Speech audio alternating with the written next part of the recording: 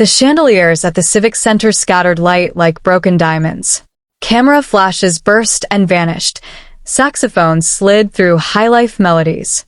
Amara Okonkwo stood at the edge of a glass dance floor, bouquet steady, smile even steadier. Lagos had come to watch a love story it had already decided was perfect. Ready? Tund asked, breath warm at her ear as the MC called for their first dance. His tuxedo fit like it had been sewn onto his bones. He held her hand, gentle for the audience, firm enough that only she felt the pressure. She nodded. Always. He led, she followed. Phones lifted. The internet licked its lips. Chief Okonkwo watched from their family table, expression calm and unreadable, the way only a man with too much power and too much practice could look.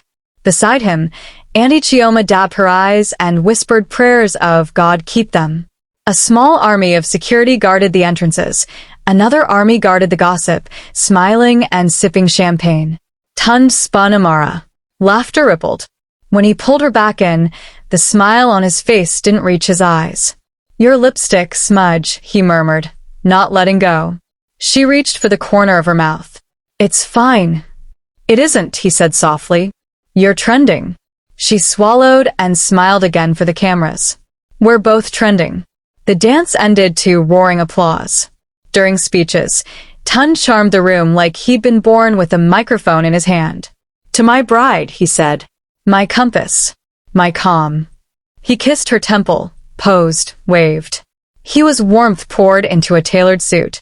Later, in a quiet corridor behind the stage, he caught her wrist. Your friend Zuri wore white, he said, voice low. At our wedding. Amara blinked. It's ivory. And she cleared it with me. We run a brand now, he said. No distractions. Zuri is family. Family doesn't compete. His grip lasted a beat too long. Footsteps approached. He released her, and the charming mask settled back. Couple of the year, a tabloid blogger squealed, shoving a phone toward them. One more boomerang. Oh my days. They obliged. They were perfect again. At midnight, fireworks burned their names into the sky. Tund Heartsuit Amara. Beneath the letters, two silhouettes held each other while Lagos cheered. Only they felt the tiny tremor in her fingers, the whisper inside her chest that said, look closer. The last spark cracked and fell. Amara leaned into Tund's shoulder and told herself tomorrow would feel lighter. But even before the embers died, tomorrow was already inching closer, sharpening its teeth. As the limo door closed, Tund's phone lit up with a message he shielded from Amara. Did she notice? The honeymoon suite smelled like roses and new money. A private butler lined the table with jollof in mini cast-iron pots, suya sliders, champagne. Tund tipped lavishly and complimented every staff member by name. You're a star, he told the housekeeper. Exceptional. He shut the door and the compliments vanished like perfume in Harmattan. Take off the hair, he said, loosening his bow tie. It hides your face. Amara touched the sleek bun her stylist had labored over. It's pinned. Then unpin it. She unpinned it. He poured champagne and watched her over the rim. Tomorrow we do interviews with City Beat and Arise, he said. No heavy topics. Smile, mention charity, plug my mentorship conference. She corrected softly. His brow lifted. Sorry, our conference. I helped build it. He smiled without warmth. Of course. They ate in careful silence. When she reached for pepper sauce, he moved it away. You react on camera, he said. Swollen lips. Keep it simple. I'm not on camera now. You're always on camera, he said, tapping his temple. If you want to matter, act like it. The next morning he was sunshine to the press. We believe in building businesses that build people, he told Arise, flashing teeth, squeezing Amara's waist just enough to place her. She answered questions with grace, pivoted to girls' education, thanked sponsors. He beamed. Back in the suite, he closed the blinds. That line about girls' education? He said, pulling off his cufflinks. Cute. But we're not a foundation. We're a movement. It's both, she replied. And people connect to stories that heal. His jaw worked. We tell my story. You married me, she said, meeting his gaze. Now it's our story. A taut silence stretched. He stepped closer and brushed a strand of hair from her cheek, the gesture almost tender. Don't make me manage you, Amara, he murmured. You won't like it. Her phone buzzed on the nightstand, Zuri. How's married life? Are you floating? Amara typed, we're fine. Call later. She deleted, I think he hates my ideas before hitting send. That evening, Tund curated a perfect dinner for Instagram. Clinking glasses, soft laughter, Lego skyline. In the unseen minutes between stories, he edited her sentences, her angles, her silence. Tell your makeup artist to soften the brows, he said when the camera was off. You look intense. I feel intense, she said. He didn't ask why. As they drifted to uneasy sleep, Tund set a calendar alert titled Fix Amara's Narrative. The mansion in Ikoyi was white marble and whispers. Staff learned quickly. Tund liked his water at 17 degrees, his shirt starched to a crisp line, his wife speaking in certain rooms and not in others. Your schedule, he said, sliding a color-coded calendar across the breakfast bar. Pilates Monday, brand meetings Tuesday to Thursday, media Fridays. No unsupervised visits to mainland markets for your charity content. It dilutes the luxury arc. I grew up visiting those markets, she said. People are not props. Neither are you, he replied. You're positioning. He reached for her phone. Passcode. She hesitated. Why? Transparency, he said flatly.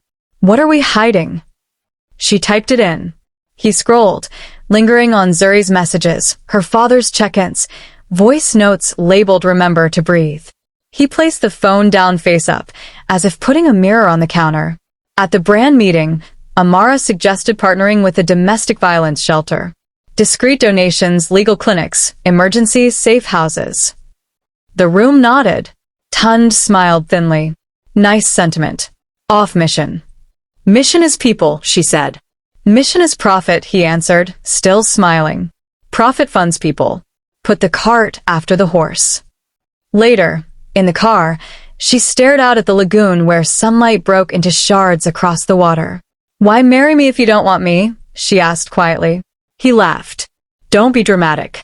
You're the best decision I've made. We just need to refine you. Refine, not love. That night she misread his mood and teased him about a photo comment from a female influencer. His voice cooled 10 degrees. Don't be insecure, he said, collecting his watch, his patience, his phone. It's unattractive. I was joking. You were needy. The next morning, a glass shattered when her elbow clipped it. Reflexively, she flinched and whispered, sorry. Tund's lips twitched. See? You can learn. In the mirror, Amara noticed things a camera wouldn't.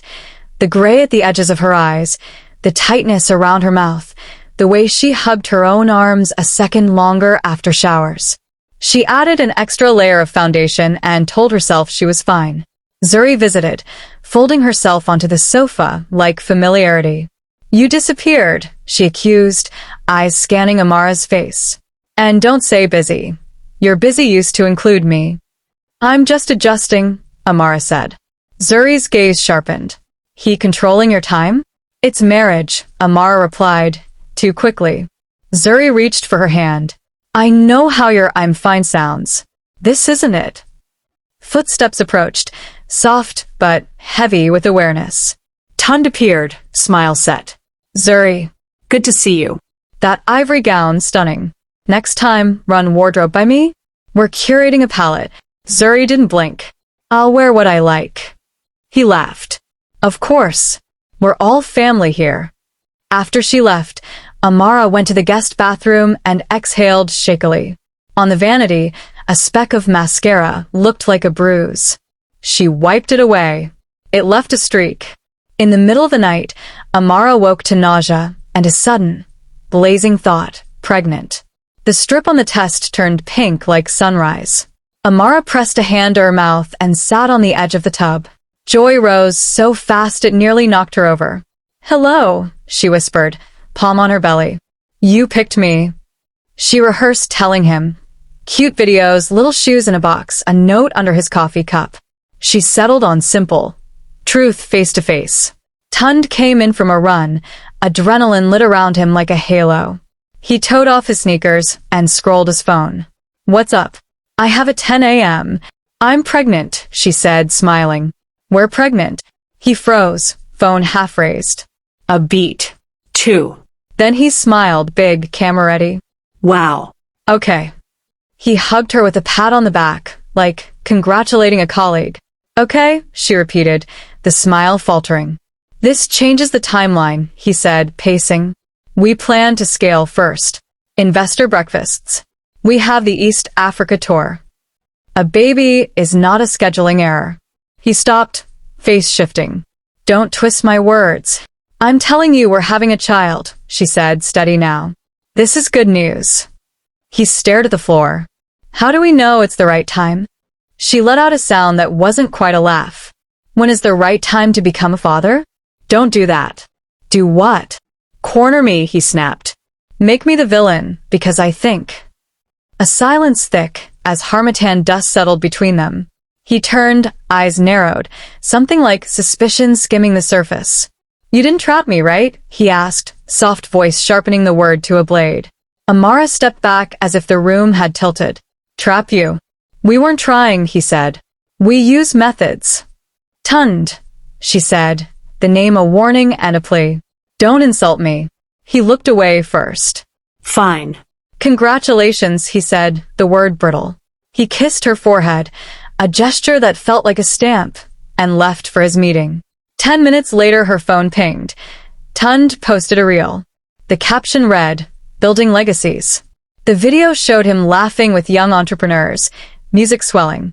In the comments, hearts and crowns. He didn't mention the baby. Amara booked a doctor's appointment on her own.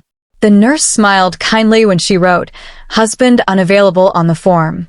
As she listened to the faint whoosh-whoosh on the monitor, tears slid into her hairline. Back home, she placed a sonogram in a crisp envelope and set it on Tund's pillow. He glanced at it that night, slid it into a drawer without unfolding. Tomorrow, he said, already scrolling. She lay awake, one hand on her belly, and made a private promise to the heartbeat. I will be your world, even if I must build it alone. The next morning, an invitation arrived from Mama a bike. Tund's mother, come for lunch. We need to talk. Mama a bike lived in a mansion that smelled like camphor and old money. She greeted Amara with a cheek air kiss that never met skin. Her gully towered. Her bangles announced every move. Ikulo, a bike sang, waving Amara into a sitting room where portraits of stern ancestors watched like judges. Sit, my daughter.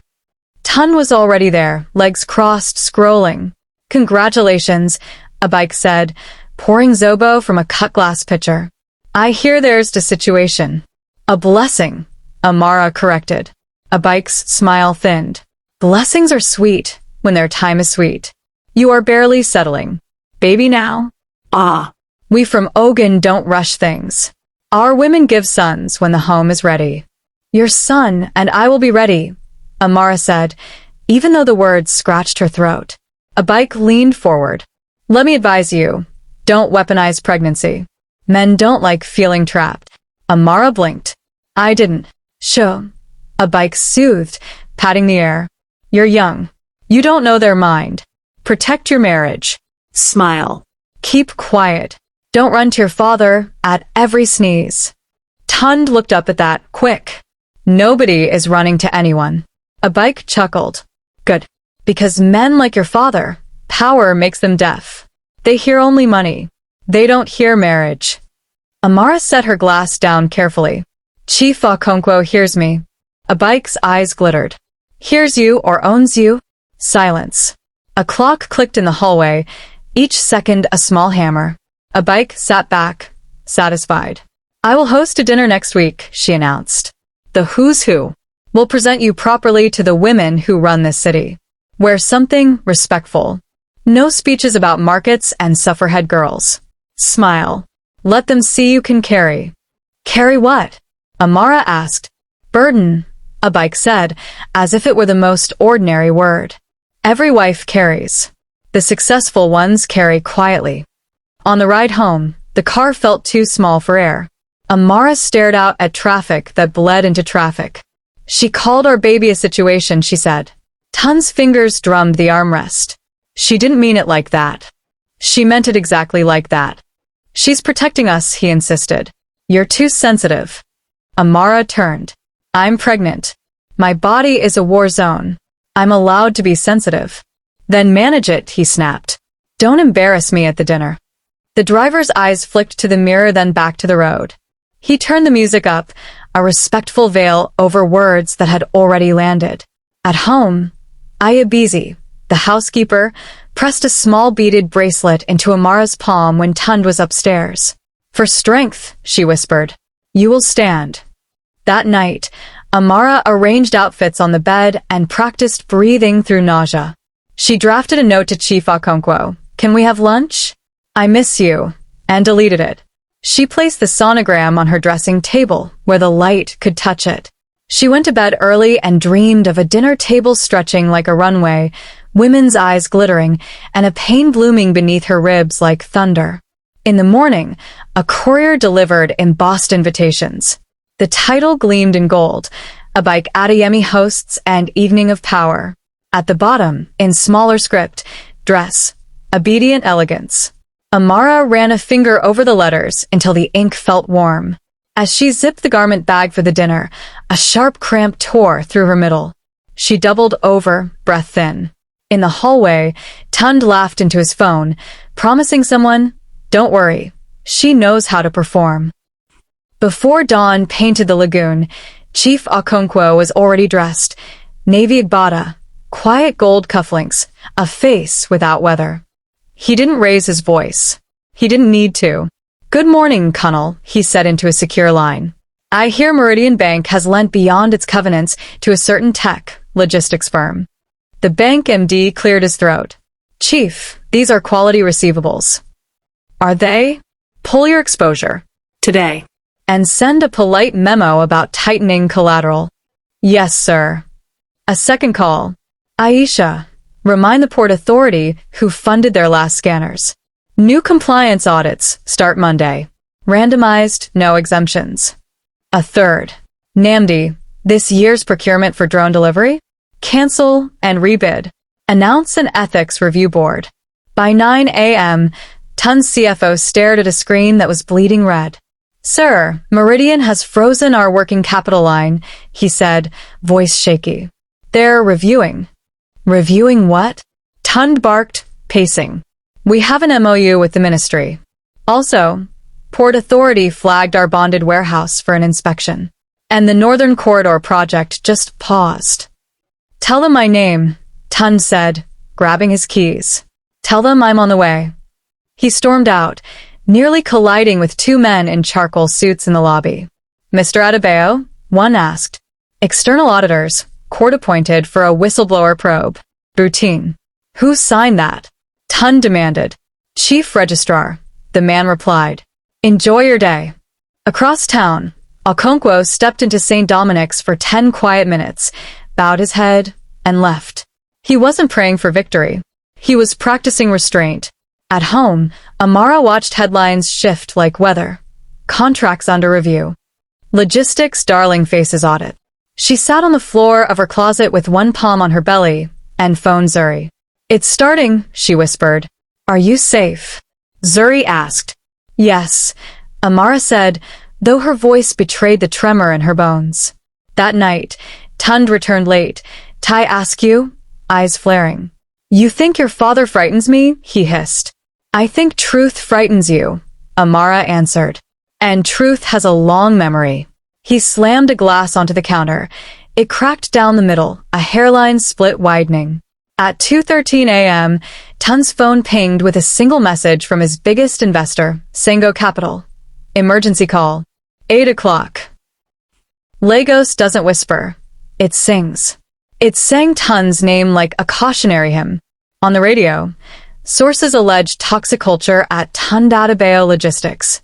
Staff call it the clock, where one man sets time and everyone obeys. On vlogs, grainy photos of a shouting match outside a government office. In the comment sections, former staffers with anonymous handles recounting 3 a.m. emails and 7 a.m. public dress downs. At Mama Ibo Pepper Soup in Suralere, 2 drivers traded stories over steaming bowls. Oga fit sack person for breathing loud. One said, tapping his chest, "Me I cook resign."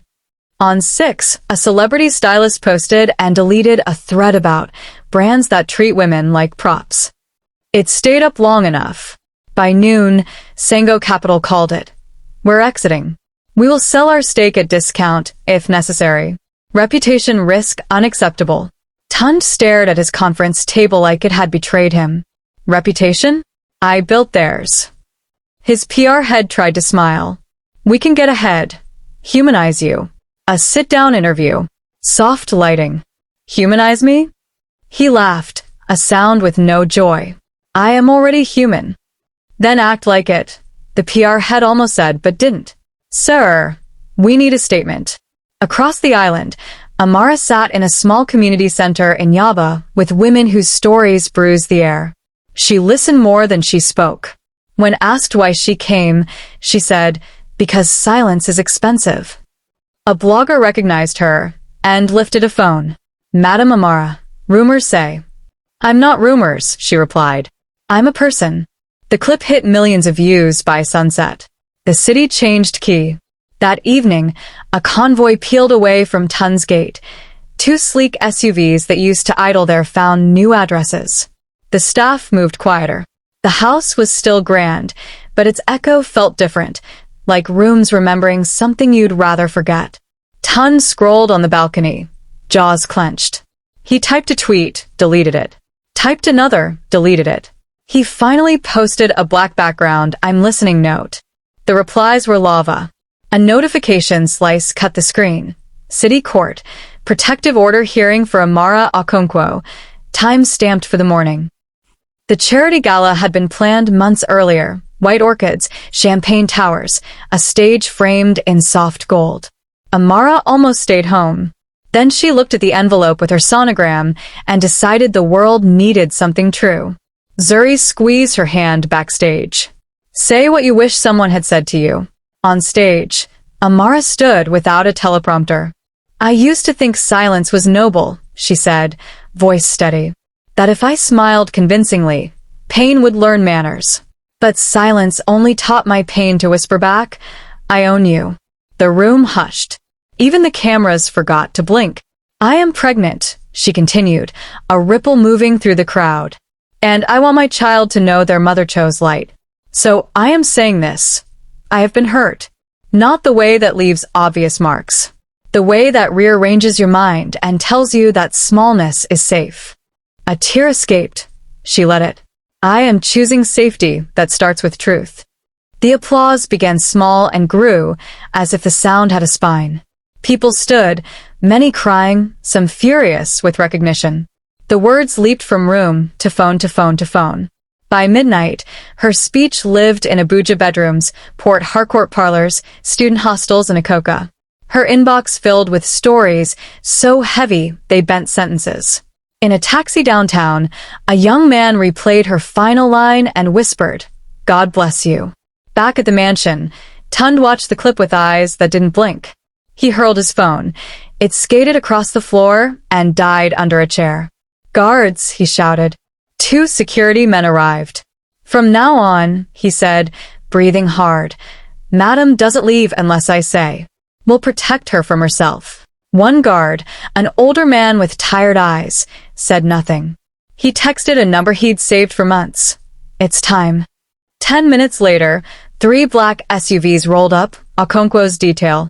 The older guard opened the gate before Tund could protest. "Sir, we don't stand between a father and his child." As Amara stepped into her father's car, Zuri squeezed in beside her and hissed, "He's coming. Look." Through the rain of camera flashes, Tund marched toward them, jaw set like a verdict. "You can't take her," Tund growled, planting his palm on the SUV door. Chief Okonkwo stepped out of the second car without hurry, umbrella tilting like punctuation. "Remove your hand," he said softly. "This is my wife," Tund snapped. "And my daughter," Okonkwo replied. You will address me with respect or with distance. Choose now. Two men in gray suits slipped forward, badges glinting. Mr. Adebayo, you were served at 7:05 a.m. protective order. Hearing at 10.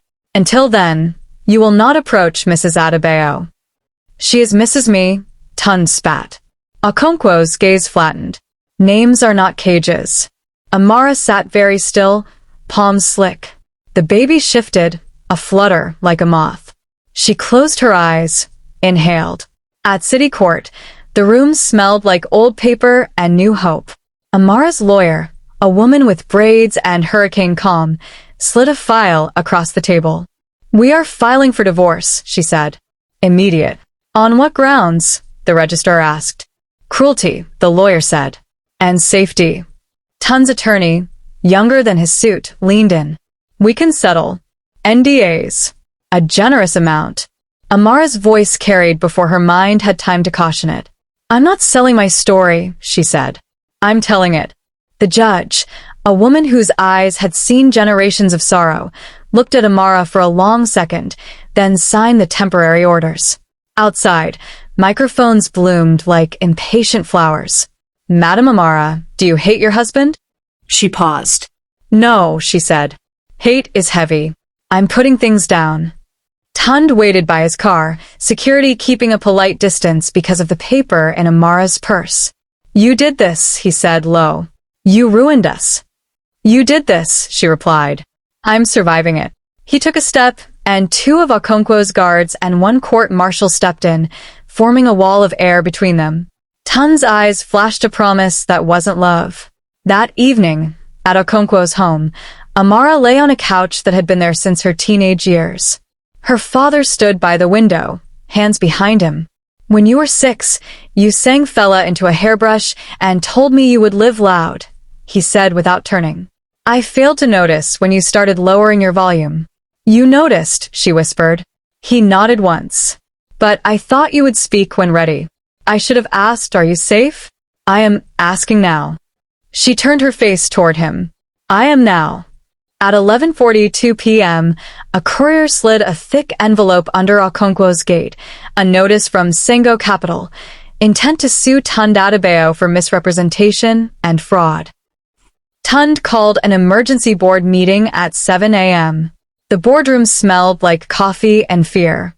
His partners didn't meet his eyes. We're at war, he announced. We tighten ranks. Allow, who'd been with him since the first rented warehouse, cleared his throat. We've received subpoenas. And, Tund snapped.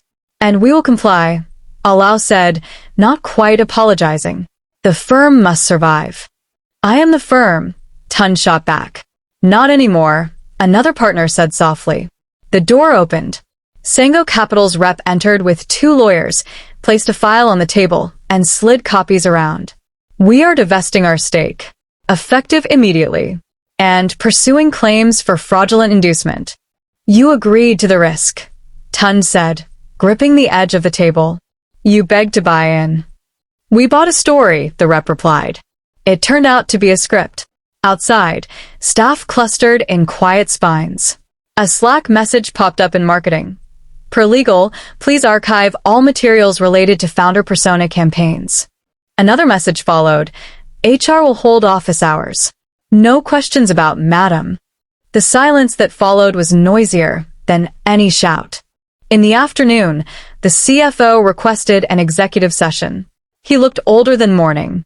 We can't meet payroll in 3 weeks, he said. Vendors are cash on delivery.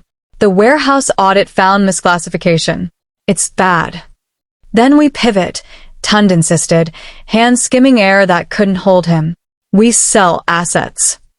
The planes are leased. The drones are tied up in customs. The brand is... The CFO stopped before saying toxic. On TV, a panel discussed ethical entrepreneurship. A cheer-in rolled. From visionary to villain? A second cheer-in. Amara's speech sparks nationwide hotline surge. By evening, the partners filed one by one into a private chamber. When they emerged, Allow didn't sit at Tund's right. He stood at the head. For the protection of the company, he said carefully, The board is voting to remove you as CEO. Tund laughed. You can't fire the sun and expect daylight. We're not firing the sun, Alao said, sounding tired down to his bones. We're closing the blinds you pulled on us. Security escorted Tund out. Not roughly. Not gently. Like a storm leaving.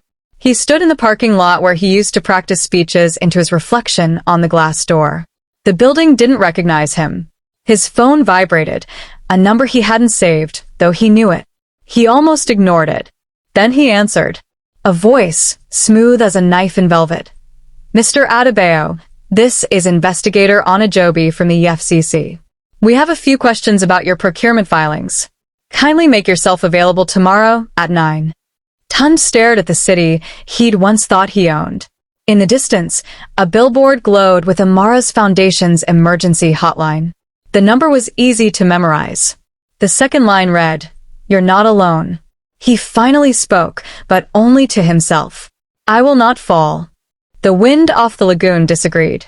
At 9 o'clock the next morning, as Tund approached the FCC office, a convoy pulled in ahead of him, Sango Capital's counsel, the ministry's compliance chief, and a familiar figure stepping out last, Chief Okonkwo. He didn't look back. He didn't need to. He already had the next 10 moves mapped. City court packed itself to the rafters. Lawyers in crisp charcoal, journalists gripping mics like spears, spectators clutching headlines. The air trembled with AC and judgment. Case number CV 2294, the clerk intoned. State versus Tund Adebayo. Amara entered quietly with Chief Okonkwo at her side. She wore a simple navy dress, hair pulled back, no spectacle, just resolve. Tund stood at the defense table, chin high, jaw squared, the set of a man who believed he could outstare thunder. Judge NEIM surveyed both parties. We will proceed with decorum. There will be no grandstanding in my court. The prosecutor rose. Your Honor, we will show a pattern of coercive control, financial fraud, and intimidation, conduct that endangered Mrs. Adebayo's safety and undermined public trust in Mr. Adebayo's companies. The first witness, the CFO, hands trembling as he swore in. We were told to reclassify marketing spend as philanthropy and training as capital investment to inflate valuation. Who told you? The CFO glanced at Tund, then at the judge. Mr. Adebayo. A murmur rippled. The judge's gavel clipped it. Order. Then came the HR director with emails. Urgent. Cultivate perfect wife. Optics. Thread after thread linking brand lies to private bruises no camera saw. A security guard testified about the night Amara was blocked from leaving. I disobeyed, he said softly. I opened the gate. The defense struck back with polish. Ambitious leaders are often misunderstood, counsel said smoothly. Firm guidance is not abuse. And misunderstandings in accounting are not fraud, they are errors. Errors don't sign memos, the prosecutor replied, lifting a stamped directive. Through it all, Amara kept her palm on her lower belly, steadying herself with the small, faithful weight of the life inside. During break, Tund cornered a camera in the hallway. This is a witch hunt, he said. I am being punished for success. A reporter asked, Do you regret anything, sir? His mouth opened, closed. I regret trusting the wrong people. Back in court, the judge turned to Amara. Mrs. Adebayo, are you prepared to testify? Amara stood. The room leaned forward like a single body waiting to breathe. She reached the witness stand, placed her hand on the Bible, and said, For years I thought silence was safety. Today I choose truth. The testimony hurt in slow motion. Not sensational, precise. Little cuts that explained the larger wound. He timed my phone calls. I was allowed public smiles but punished for private opinions. He called it refining. How did that make you feel? Smaller, Amara said. Like I existed in a frame he kept tightening. The courtroom sat inside her sentences. The internet, ravenous, clipped and spread them. Silence is expensive became a banner across timelines. Survivors stitched their own lines beneath hers. I thought it was love when it was control. At recess, Tun tried to reset the narrative. He arrived with a new PR team and walked toward the microphones, rehearsed contrition loaded into his eyes. I apologize for any pain my wife felt, he began. Felt? A journalist snapped. Or that you caused? He swallowed. The PR coach's smile froze. I am learning. A former driver shouted from the rope line. Learn to say sorry, with your chest. Laughter, then boos. Hashtags swung from sympathy to scorn with brutal efficiency.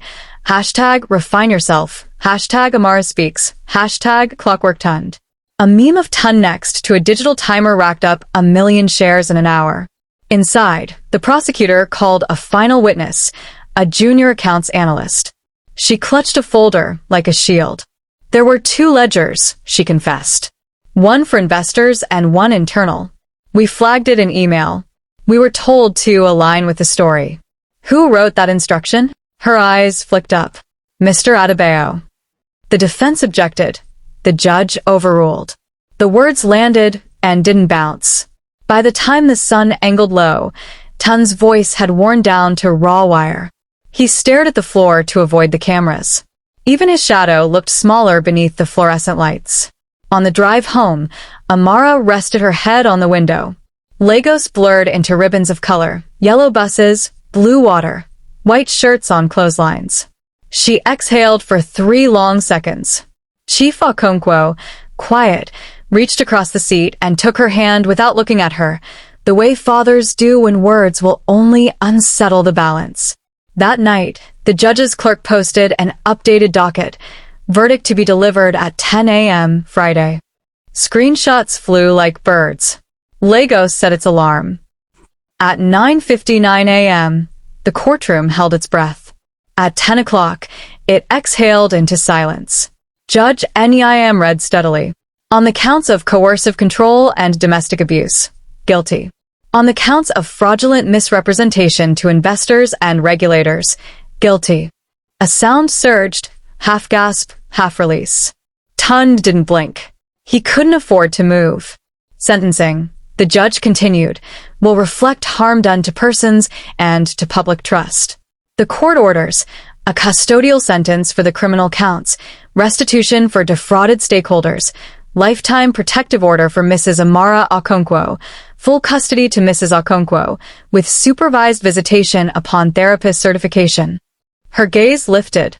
Sir, empires cannot be built on other people's backs and call themselves legacy. A single tear broke from Amara's lower lid. She let it fall. She didn't wipe it away. On the steps outside, microphones bloomed again. Amara faced them, voice calm. We're not celebrating a fall, she said. We are marking a beginning for women who thought whispering was survival. For men willing to unlearn what power is. For families choosing safety over appearances. Will you change your name? A reporter asked. I will answer to the name my mother gave me, she said softly. Amara. Grace. In the gallery, Zuri sobbed into a handkerchief she'd wrung to a knot. Chief Okonkwo stood behind his daughter like a lighthouse, steady, bright, silent. Far across town, the company's board announced a wind-down and employee protection fund co-financed by Okonkwo Holdings and 2 civil society groups. The homepage of Tun's flagship site redirected to a resource portal, legal aid numbers, shelters, mental health hotlines. Thousands clicked, not just to read, to act. That evening, as clouds boiled over the lagoon, Amara's stomach tightened, once, then again, strong and sure. Zuri checked the time and whispered, It's coming. The maternity ward smelled like antiseptic and new chapters. Amara focused on breath and counting, 8 in, 8 out, while Zuri coached and nurses moved like a practice choir.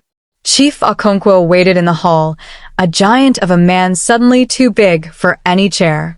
He texted the family group chat one word, pray.